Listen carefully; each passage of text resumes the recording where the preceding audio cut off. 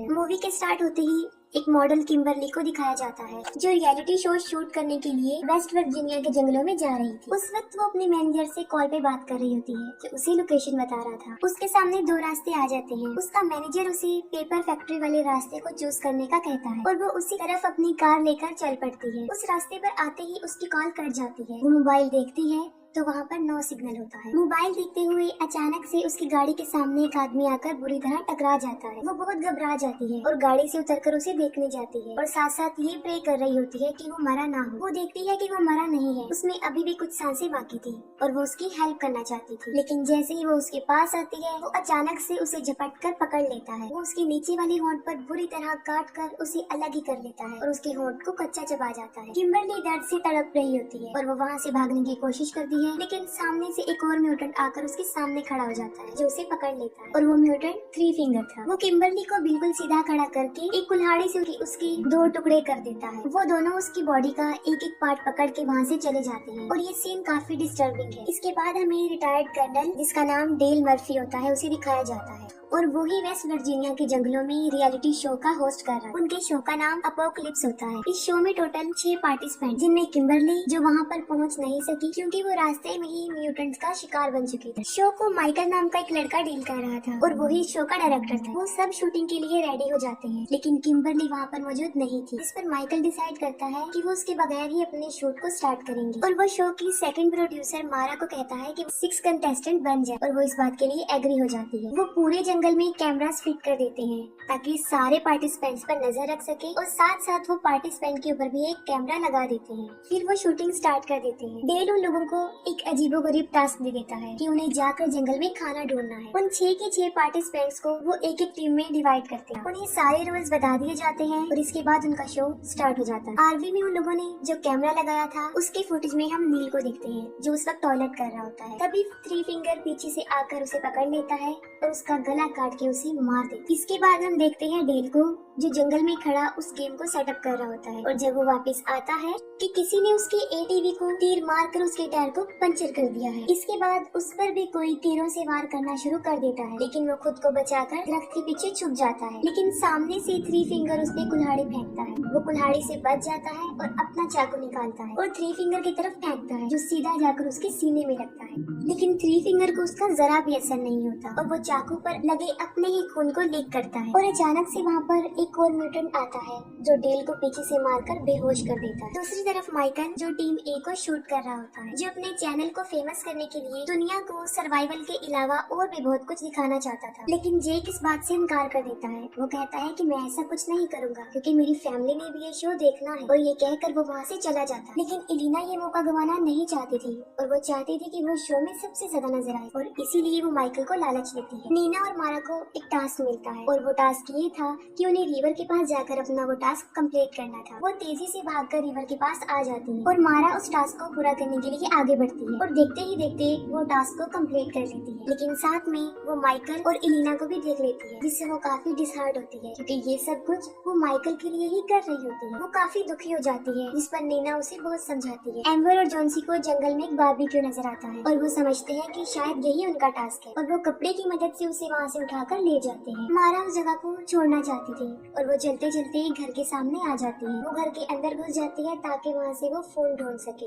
उस घर में उन्हें डी फार्म लोगों की पिक्चर भी नजर आती है जिसमें टोटल 4 लोग होते हैं। 4 लोग पापा, माँ, ब्रदर और सिस्टर जो कि बहुत खतरनाक म्यूटेंट्स थे। अभी वो पिक्चर्स देख ही रही होती है कि वहाँ पर कोई चिल्लाते हुए अंदर आ जाता है और वो दोनों छुपकर देखने लगती है और वहाँ पर माँ और सिस्टर होते हैं। माँ को डिलीवरी पेन हो रहा था। सिस्टर उसे टेबल पर लिटा देती है और वहीं पर वो एक बच्चे को पैदा कर। वो बच्चा बहुत ही ज्यादा खौफनाक था। नीना और मारा उस बच्चे को देख रही होती है। तभी सिस्टर की नजर उन पर पड़ जाती है। वो उन पर झपटने लगती है। तभी वो दोनों दरवाजा बंद कर देती है और एक बेड के सहारे से उस दरवाजे को मजबूती से बंद कर देती है। लेकिन बाहर से सिस्टर उस दरवाजे को तोड़ रही होती है और सारी विंडोज भी मजबूती से बंद होती है। वो काफी घबरा जाती है क्योंकि बचने का उनके पास कोई रास्ता नहीं होता। उन्हें कुछ समझ नहीं आ रहा होता कि अब क्या करें। तब मजबूरन उन्हें उनके टॉयलेट पिट से बाहर आना पड़ता है। वो दोनों अपनी जान बचाकर तेजी से वहाँ से भाग रही होती है लेकिन पा उन्हें देख लेता है। वो एक कुल्हाड़ी उनकी तरफ फेंकता है जो सीधा आकर मारा के सर पर लग जाती है। नीना उसे बचाने के लिए वहाँ पर नहीं रुकती और भाग जाती है। पा वहाँ पर आकर मारा के सर से वो कुल्हाड़ी निकालता है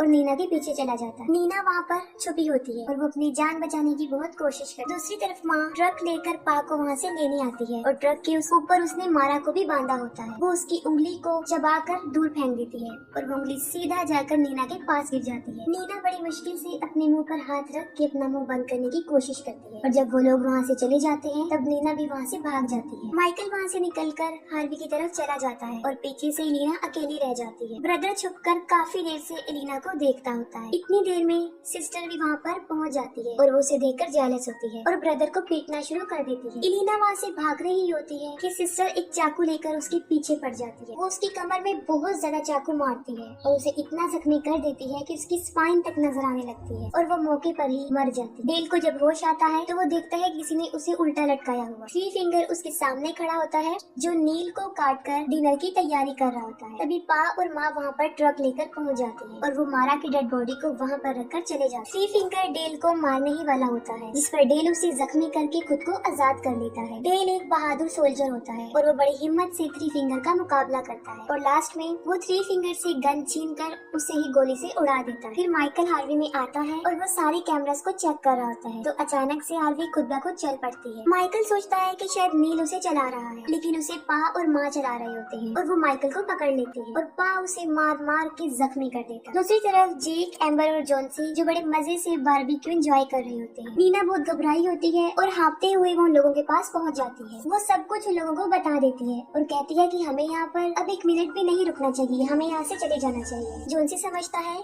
कि शायद ये भी शो में एक एक्टिंग का एक पार्ट है और वो एक्टिंग ही कर रही है। तब अचानक एम्बर की नजर उस बारबेक्यू पर पड़ती है जो वो खा रहे होते हैं। वो देखते हैं कि उसके ऊपर किम्बरली का टैटू बना हुआ है और वो समझ जाते हैं कि वो किम्बरली की टांग खा रहे होते हैं। ये देखकर वो वहाँ पर बिल्कुल भी नहीं स्टे करती और वहाँ से भाग जाते हैं। वो आरवी की तरफ आते हैं लेकिन वहाँ पर उन्हें कुछ भी नजर नहीं आता। तब वो डिसाइड करते हैं कि हमें अपनी जान बचाने के लिए पेपर मिल की तरफ भागना होगा। डेल को भी वो घर मिल जाता है और उस घर में उसे मेनार्ड मिलता है। मेनार्ड मूवी के फर्स्ट पार्ट में गैस स्टेशन का मालिक होता है। डेल वहाँ अपने जख्मों पर टांके लगा रहा होता है और मेनार्ड उन्हें इन म्यूटेंट्स के बारे में बताता है। वो उसे बताता है कि ये म्यूटेंट्स इनब्रीडिंग और पेपर मिल से निकलने वाले केमिकल वेस्ट की पैदावार है। और जैसे ही उसे पता चलता है कि डेल ने थ्री फिंगर को मार दिया है वो उस पर अटैक कर देता है और साथ में वो कहता है कि थ्री फिंगर मेरा बेटा था। डेल वहाँ पे एक पड़ा हुआ एक डायनामिट उठाता है और उसे मेनार्ड के पीछे लगा देता है जिससे एक बहुत बड़ा ब्लास्ट होता है और मेनार्ड के टुकड़े टुकड़े हो जाते हैं। इसके बाद डेल उन म्यूटेंट से लड़ने की तैयारी करता है और सारे इंस्ट्रूमेंट इकट्ठे कर लेता है। वो चारों